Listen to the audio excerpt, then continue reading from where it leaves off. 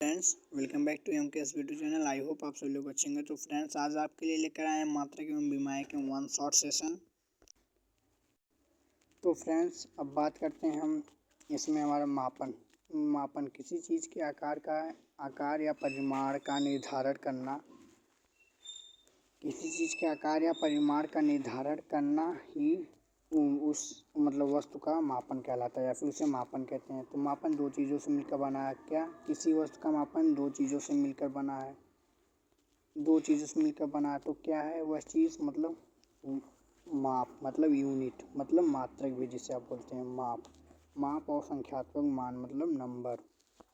For example, जैसे हमने आपको लिया है यहाँ पे 2 kg। इसमें kg क्या हमारा यूनिट है। यूनिट माप है। और 2 क्या हमारा नंबर है, जो कि क्या है नंबर नंबर है, संख्यात्मक मान है। तो माप दो चीज़ों से मिलकर बना है ना, कौन कौन? यूनिट और संख्यात्मक मान से। अब आगे है हमारा भौतिक राशियाँ। तो भौतिक राशियाँ क्या होती हैं? कोई भी मापी जा सकने वाली राशि को भौतिक राशि कहते हैं। किसी भी राशि को यदि आप उसको माप सकते हैं, तुलना कर सकते हैं या फिर उसके परिमाण का निर्धारण कर सकते हैं, उसे भौतिक राशि कहते हैं। ठीक, क्या कहते हैं? भौतिक राशि। तो यह दो प्रकार की भौतिक राशियाँ कितने प्रकार की होती हैं? भौतिक राशियाँ दो प्रकार की होती हैं। कितने प्रकार की होती हैं? दो प्रकार की होती हैं। मूल राशि और व्युत्पन्न राशि। कौन सी प्रकार होती है? मूल राशि और व्युत्पन्न राशि। तो प्लीज़ वीडियो को लाइक करिएगा। चैनल पर नए हो प्लीज़ चैनल को सब्सक्राइब करें फ्रेंड्स। तो मूल राशि क्या होती हैं? वे भौतिक राशियाँ जो पूर्ण रूप से या फिर वे भौतिक राशि जो एक रूप से दूसरे रूप में परिवर्तन या व्यक्त नहीं किया जा सके, या फिर वे भौतिक राशियाँ जो पूर्ण रूप से स्वतंत्र हो, किसी अन्य राशि पर निर्भर नहीं होती, उसे मूल राशि कहते हैं। व्यक्त नहीं किया जा सके उसे मूल राशि कहते हैं। व्युत्पन्न राशि क्या होता है? व्युत्पन्न राशि वे भौतिक राशियाँ जो मूल राशियों की सहायता से व्यक्त किया जा सके, उसे व्युत्पन्न राशि कहते हैं। तो आई होप आपको मूल राशि तथा व्युत्पन्न राशि समझ में आएगा। तो मूल राशि क्या है फ्रेंड्स? वे भौतिक राशियाँ जो पूर्ण रूप से स्वतंत्र हों, वे भौतिक राशियाँ जो एक रूप से दूसरे रूप में परिवर्तन या व्यक्त नहीं किया जा सके, उसे मूल राशि कहते हैं। और व्युत्पन्न राशि क्या होती हैं? वे भौतिक राशियाँ जो पूर्ण रूप से मूल राशि की सहायता से व्यक्त की जाती है, उसे व्युत्पन्न राशि कहते हैं। जैसे घनत्व, वेग, क्षेत्रफल आदि। और व्युत्पन्न राशि मूल राशि हमारी क्या हो गई? समय, द्रव्यमान, ये सब क्या हो गई? हमारी मूल राशि हो गई।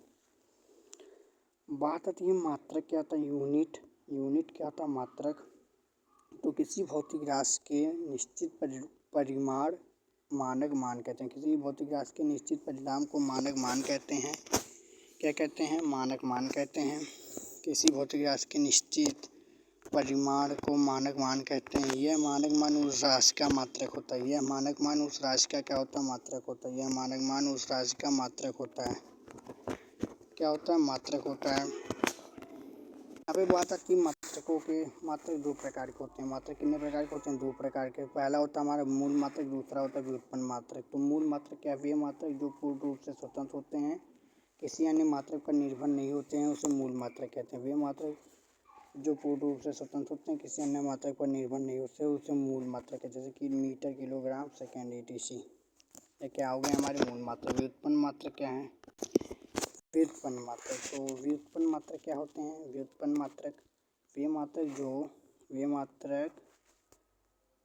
वे मात्रक जो मूल मात्रकों के पदों में प्राप्त किए जाते हैं, उसे व्युत्पन्न मात्रक कहते हैं। या फिर डॉट डॉट डॉट उसे कहते हैं। यहाँ पे व्युत्पन्न मात्रक रहेगा। तो वे मात्रक जो मूल मात्रकों के पदों से प्राप्त किए जाते हैं, उसे व्युत्पन्न मात्रक कहते हैं। जैसे वेग, बल, आयतन आदि।